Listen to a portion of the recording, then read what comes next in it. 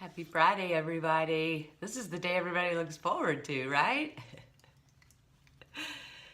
I have a very early morning today, so it's like still pitch black outside. I've been struggling to find a place that the light above me wouldn't shadow my face so bad that you guys couldn't see me this morning, so that's been a little bit of a struggle for me.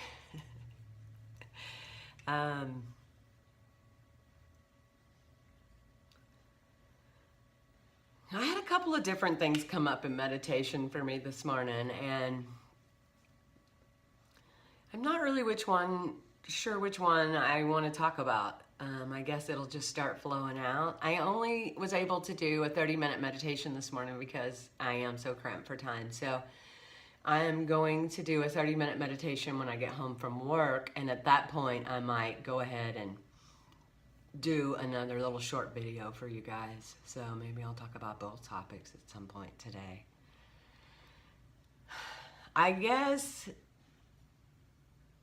I should talk about the stories we tell ourselves.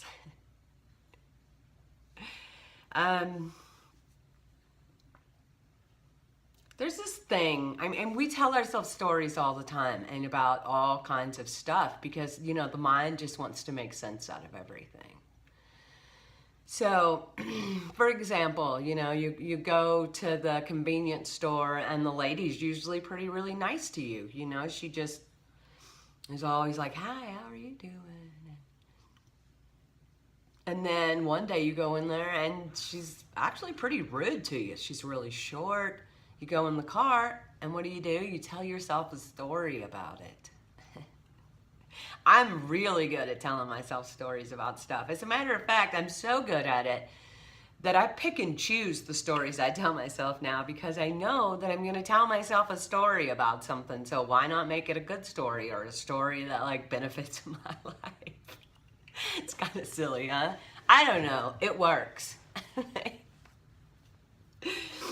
So initially, I really felt like talking about growth and how slow it can be and how not to get thrown off by the process and everything else. But this morning, when I got up, I started telling myself a story. Well, it started with, which was progress, was huge progress in my life. It started with a statement of, "I'm okay," when I knew they weren't okay. And then very quickly afterwards, the person said, "That's a lie. I'm not okay, and I know what's wrong with me. I just don't know how to talk to you about it yet without upsetting you." That's huge. Huge. That did not stop my brain from starting to try to tell stories about it. And when you tell yourself a story about something, it's going to become your reality.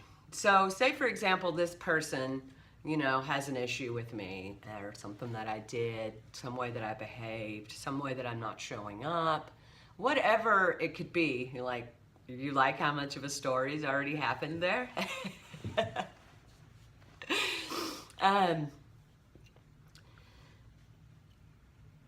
I can make it bigger than it is. Or I can make it nothing at all, or I can make it better than it is. So I can either use this information because I know it's going to be hours before me and this person are able to resolve or discuss whatever this particular issue is because I've got to work all day and they got to work all day. And so I can tell myself a story about it and get all worked up about it and get all mad, and then I'm in a space of not being able to receive the information in a way that I can discuss it from a place of love and compassion and curiosity. If I start overthinking it, telling myself a story about it, then I can make it a lot bigger than it is. And it's for example, the stories we tell ourselves and believe them to the point that we're just lost in the psychosis of it is, Kyle Cease has a great analogy, and I absolutely love analogies. They just, not only do they allow you a different way to look at things, but when you're in the analogy of whatever you're trying to get unstuck from or not be affected by, I mean, those are the reasons we, use analogies for stuff. That analogy creates a separation between you and the actual event. So that's another reason I really like analogies. So this analogy is, let's say, for example, you draw a picture of a monster and then you hang it up on the wall. And you completely forgot that you're the one that drew the picture of the monster. And now you're scared of it. That's what we do to ourselves. All day, every day, we create these big stories about why somebody did something the way they did, what they said, what else could it mean?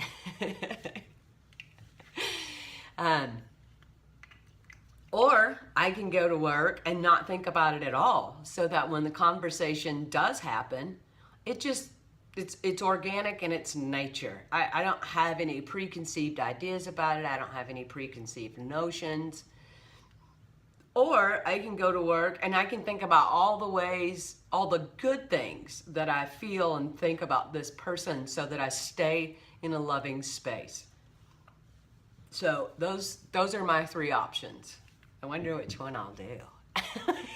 Like that. I'm just being real with you. Sometimes this mind gets the better of me and I don't even know it. I mean, I'll catch it and I'll be like, whoa, reel you back in, girl. But it's really important to kind of just take notice of these stories that we tell ourselves.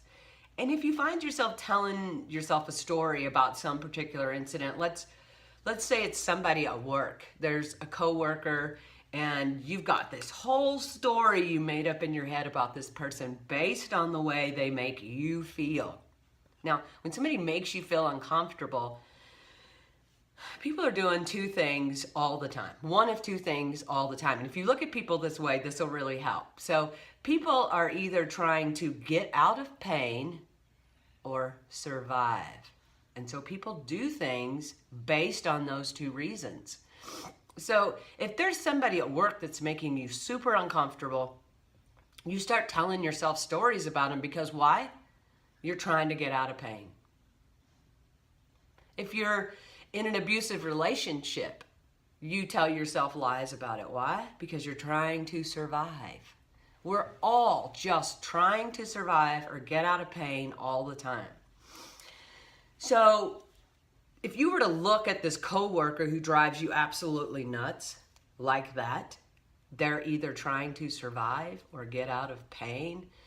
Maybe you can look at them a little bit different and maybe you can tell yourself a different story. For example, okay, so there's someone who's always like just talking, just always talking, and you just don't feel like you can ever get any work done, and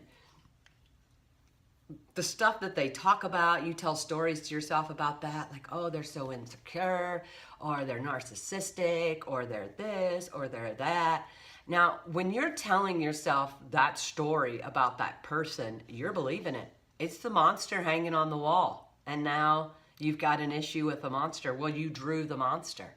We all assume we know what's going on with other people.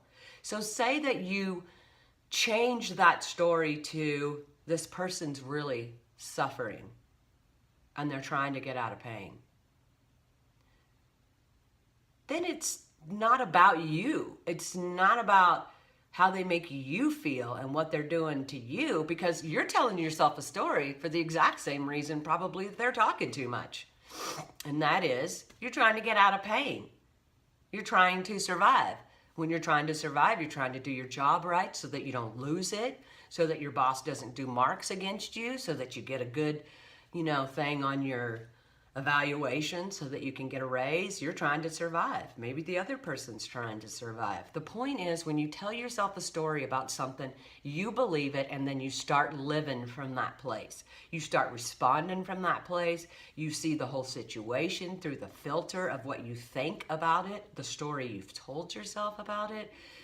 So just for today, let's either send the people we're telling stories about love, or tell ourselves a different story, or just say so many times, what else could it mean, that we stop trying to figure it out. Well, I might be back later when I do my second session of 30 minutes of meditation.